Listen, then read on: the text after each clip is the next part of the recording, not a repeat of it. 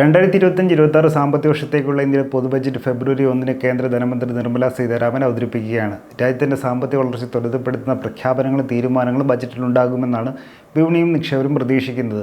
അതേസമയം രാജ്യത്തിൻ്റെ ഭാഗധേയം നിർണ്ണയിക്കാൻ ശേഷിയുള്ളതായതിനാൽ ബജറ്റ് പ്രഖ്യാപനങ്ങൾക്ക് ഓഹരി വിപണിയിലും ഗണ്യമായ സ്വാധീനം ചെലുത്താൻ കഴിയുന്നു. ഈ ഒരു പശ്ചാത്തലത്തിൽ വരുന്ന ബജറ്റ് ദിനത്തിൽ നിക്ഷേപകർ സ്വീകരിക്കേണ്ട ട്രേഡിംഗ് സ്ട്രാറ്റജികളെക്കുറിച്ച് പ്രമുഖരായ 4 മാർക്കറ്റ് അനലിസ്റ്റുകൾ അഭിപ്രായം പങ്കുവെക്കുന്നു. വിശദമായി നോക്കാം.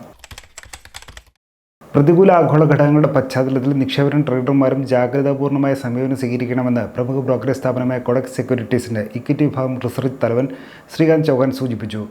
ഡയറക്ഷണൽ കോൾ സ്ട്രാറ്റജി സ്വീകരിക്കുന്നതാകും ഉചിതമെന്നും അദ്ദേഹം കൂട്ടിച്ചേർത്തു. വിപണിയിൽ വലിയൊരു നീക്കം ഉണ്ടാകാമെന്ന നിഗമനത്തിൽ പരിഗണിക്കുന്ന ട്രേഡിംഗ് തന്ത്രമാണിത്. ബജറ്റ് ദിനത്തോട് സമീപിക്കുമ്പോൾ ചാഞ്ചാട്ടം നേരിടാവുന്ന സാഹചര്യത്തിൽ നേരിട്ട് ഓഹരി വാങ്ങുന്നതിൽ സംഭവിക്കാവുന്ന നഷ്ടസാധ്യത പരിമിതപ്പെടുത്താൻ ഓപ്ഷൻസ് കോൺട്രാക്ട് വാങ്ങുന്നതിലൂടെ സാധിക്കുന്നു. Out of the money call option പരിഗണിക്കുന്നവർ കഴിയുന്നതും നേരത്തെ ഇത് വാങ്ങുന്നതാകും ഉചിതമെന്നും കൊടക് സെക്യൂരിറ്റീസിലെ മുതിർന്ന അനലിസ്റ്റ് ശ്രീകാന്ത് ചൗഹാൻ കൂട്ടിച്ചേർത്തു. പൊതുബജറ്റിലെ പ്രഖ്യാപനങ്ങളോടനുബന്ധിച്ച് വിപണിയിൽ നേരിടാവുന്ന തിരുത്തലും ഓഹരികളിലെ ചാഞ്ചാട്ടവും പരിഗണിച്ചുകൊണ്ടുള്ള മുൻകരുതൽ സമീപനം സ്വീകരിക്കുന്നതാകും ഉചിതമെന്ന് മുൻനിര ബ്രോക്കറേജ് സ്ഥാപനമായ ചോയ്സ് വെൽത്തിൻ്റെ AVP ആയ അക്ഷത് ഗാർഗ് അഭിപ്രായപ്പെട്ടു. പോർട്ട്ഫോളിയോയുടെ ഒരു ഭാഗം കരുതൽ ദിനമാക്കി നിലനിർത്തിയാൽ ബജറ്റ് ദിനത്തിൽ ചാഞ്ചാട്ടം അനുഭവപ്പെടുന്ന വേളയിൽ വിലയിടിവ് നേരിടുന്ന ക്വാളിറ്റിയുള്ള ഓഹരികളെ താഴ്ന്ന വിലയിൽ നിന്നും വാങ്ങാൻ പ്രയോജനപ്പെടുത്താവുന്നതാണെന്നും അക്ഷത് ഗാർഗ് ചൂണ്ടിക്കാട്ടി. ഊഹം മുൻനിർത്തിയുള്ള ട്രേഡുകൾ ഒഴിവാക്കണം. പകരം ബജറ്റിന് ശേഷം ഉയരാൻ ശേഷിയുള്ള അടിസ്ഥാനപരമായി ശക്തമായതും മികച്ചതുമായ ഓഹരികളെയാവണം പിന്തുടരേണ്ടതെന്നും ചോയ്സ് ബ്രോക്കിങ്ങിൻ്റെ മുതിർന്ന അനലിസ്റ്റായ അക്ഷത് ഗാർഗ് കൂട്ടിച്ചേർത്തു. ഇൻഫ്രാസ്ട്രക്ചർ, ഹെൽത്ത് കെയർ, കാർഷികം പോലെ പൊതുബജറ്റിൽ നിന്ന് താരതമ്യേന ഗുണഫലം പ്രതീക്ഷിക്കാവുന്ന സെക്ടറുകളിൽ പ്രവർത്തിക്കുന്ന കമ്പനികളുടെ ഓഹരികളിൽ ശ്രദ്ധ കേന്ദ്രീകരിക്കുന്നതും ഒത്തുപോകുന്ന ട്രേഡിംഗ് സ്ട്രാറ്റജികളാകും പ്രയോജനകരമെന്ന് ഫിൻടെക് കമ്പനിയായ ബിഗുലിൻ്റെ CEO ആയ അതുൽ പരാഗ് പറഞ്ഞു.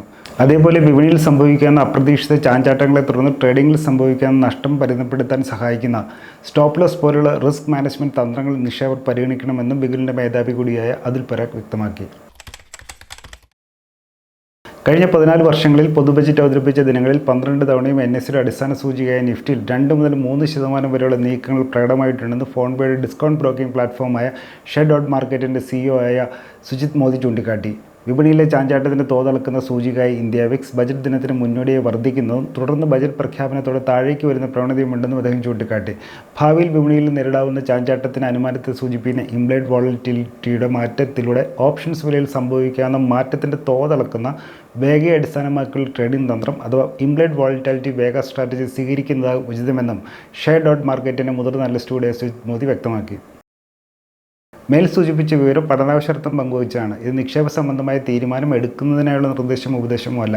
ഓഹരി വിപണിയിലെ നിക്ഷേപം ലാഭനഷ്ട സാധ്യതകൾക്ക് വിധേയമാണ്. നിക്ഷേപ സംബന്ധമായ തീരുമാനം കൈക്കൊള്ളുന്നതിന് മുമ്പ് സെബി അംഗീകൃത സാമ്പത്തിക വിദഗ്ധരുടെ മാർഗ്ഗനിർദ്ദേശം തേടുക സ്വന്തം നിലയിൽ കൂടുതൽ പഠനം നടത്തി നിങ്ങൾക്ക് ചെയ്യാവുന്നതാണ്.